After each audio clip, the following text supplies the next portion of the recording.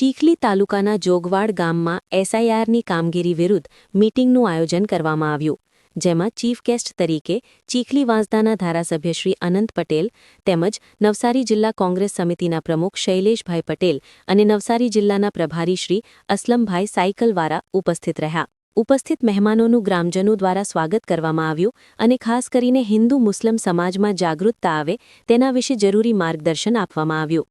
અસલમભાઈ સાયકલવાળાએ જણાવ્યું કે ગુજરાતમાં દરેક શહેરી અને ગ્રામ્ય વિસ્તારે મુસ્લિમ સમુદાય અને આદિવાસી સમુદાયને ખાસ કરીને ટાર્ગેટ કરવામાં આવ્યા છે.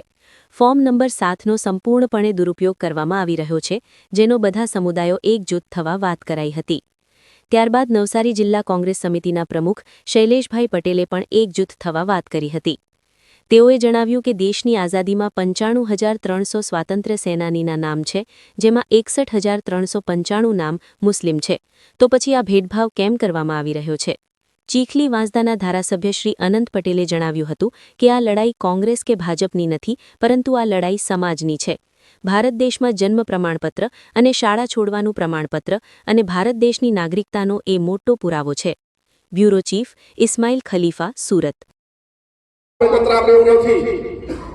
મારા પરિવારને નુકસાન થયું છે, મારા ગામના માણસને નુકસાન થયું છે, મારા ધર્મના માણસને નુકસાન થયું છે, મારી કોમ્યુનિટીને નુકસાન થયું છે, મારા સમાજના માણસને નુકસાન થયું છે. એટલે મને ઊંઘ નહીં આવવી જોઈએ.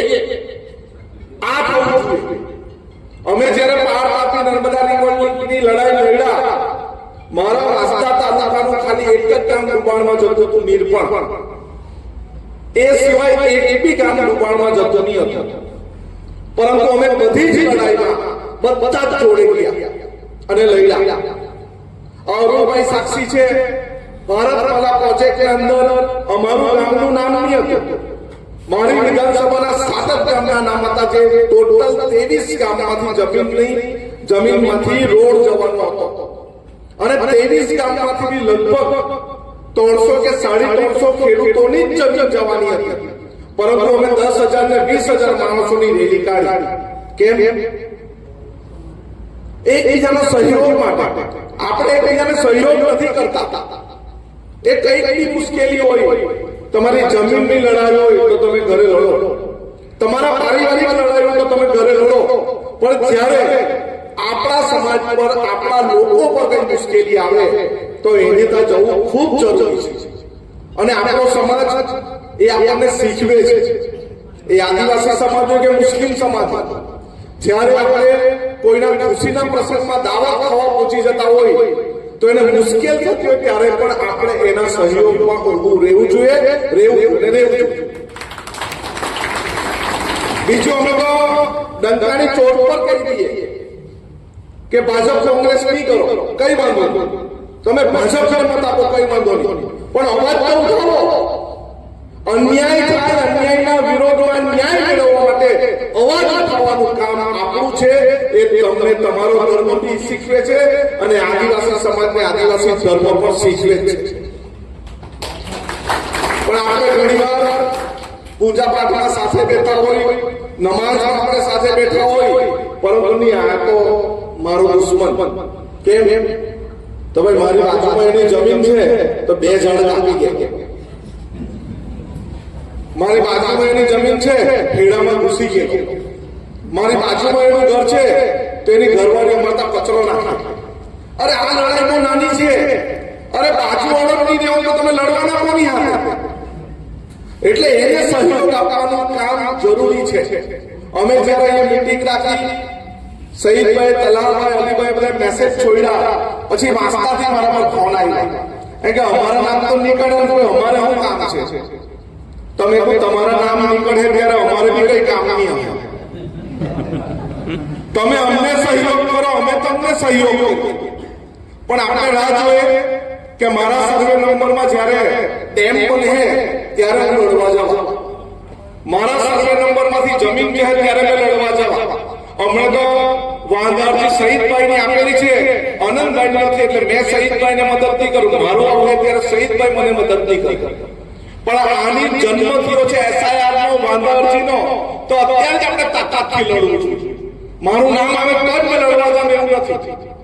અહીંયા કાંકરિયાના સરપંચ છે અજયભાઈ, એમને તો 5000 મેટ્રિક ટન કચરો નાખ્યો, તો મારી વિધાનસભામાં તો કાંકરિયા આવે ને અજયભાઈ, બરાબર ને?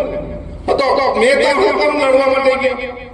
ત્યાં આદિવાસી સમાજ રહે છે, ત્યાં માખી મચ્છર અને ત્યાંની નદીનું પાણી ખરાબ થશે, તમારા મહારાજો જેવા લોકોને સહન કરવું પડશે, એટલે અમે એની લડાઈમાં ગયા. ત્યાંના ધારાસભ્ય ક્યાંક ને ક્યાંક આ સમાજને ટાર્ગેટ કરવામાં આવ્યો છે.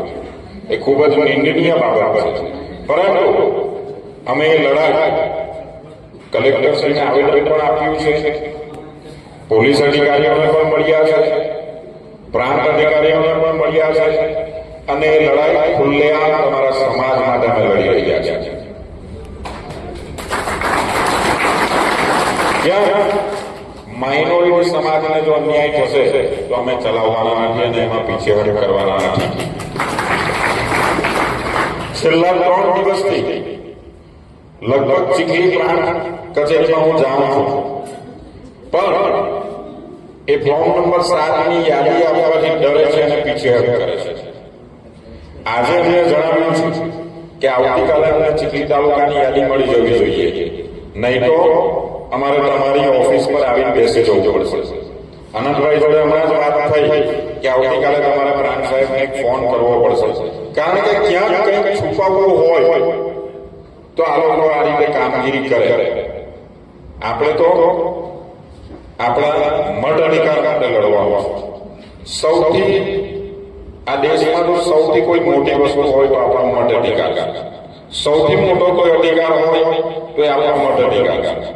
આપણે જ્યારે મત આપવા જઈએ, સરકાર આપણા એક મતમાંથી બને છે, ત્યારે આપણો મત અધિકાર કોઈ છીનવવાની કોશિશ કરે તો કદી આપણે ચલાવી લેવાનું નથી, અને કોઈએ ડરવાની પણ જરૂર નથી. અમે તમારી સાથે છે. તમે રાત્રે 12 વાગે અમને કહેજો કે શૈલેષભાઈ અમારે પ્રોબ્લેમ છે, અમે તમારી સાથે આવીને ઉભા રહીશું, એની ગેરંટી આપું છું તમને. દેશ જ્યારે આઝાદ થયો, માઇનોરિટી સમાજે ક્યાંય ડરવાની જરૂર નથી. દેશ જ્યારે આઝાદ થયો ત્યારે સરકારી આંકડા મુજબ દેશમાં 93,000 લોકો શહીદ થયા. કેટલા?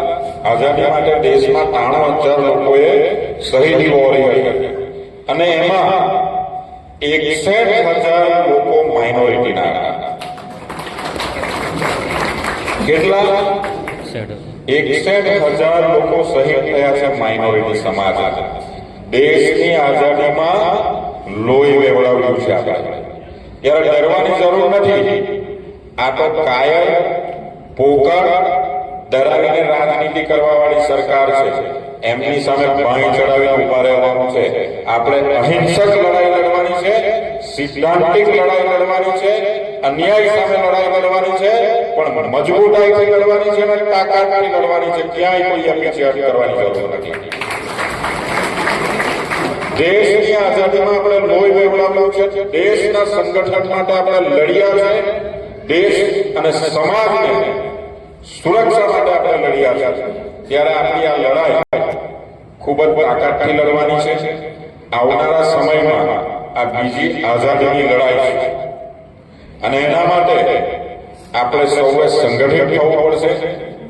કોઈ ધર્મ નહીં, કોઈ સમાજ નહીં, ફક્ત વાત હશે આપણી માનવતાની, અને માનવતાનો સંદેશો લઈને આપણે બહાર નીકળવાનું છે સૌએ. અને એ જ વાત સાથે આપણે આગળ વધીશું. સૌ આગેવાનો, સૌ સમાજના આગેવાનોને મારા સૌને નમસ્કાર, સૌને શુભકામનાઓ. આવનારો સમય આપણે દેશના નવનિર્માણ માટે સૌ સાથે થઈને લડીએ, સંગઠિત થઈને લડીએ, સંગઠિત થઈને સમાજને, દેશને એક નવો સંદેશો આપીએ. એ જ પ્રમુખ છે કે બિચારો અડધી રાતે ધુરંધરની જેમ ફર્યા છે જિલ્લામાં કે બધા નવજવાનો આપણી પાસે કે સહિતભાઈ જેવા હોય કે સહિતભાઈ કે મોહમ્મદભાઈ કે તલાભાઈ કે એક્ટિવ યુવાનો છે કે સમાજ માટે કંઈ પણ તત્પર છે, તો આપણું એક જ ફરજ બને કે આપણે જાગૃત રહેવું પડે. અને આપણે કોઈ હિંસાત્મક આંદોલન નહીં, પણ આપણી સાથે અન્યાય થતો હોય તો સરકારને હિંસાના માર્ગે આંદોલન થાય ને રોડ પર તો ઉતરાય ને આપણા આ અધિકાર માટે. હવે આપણે એમપીઓ ડરે કે યાર ખોટું લાગે પેલો ભાજપ વાળો ગામમાં છે તો એના હાથે મારા પર્સનલ સંબંધ સારા છે તો હું હજુ કહું ભાજપ કોઈ દિવસ મુસ્લિમોને સ્વીકારવાનું નથી. મારી વાત ભીતે લખી દઈશું.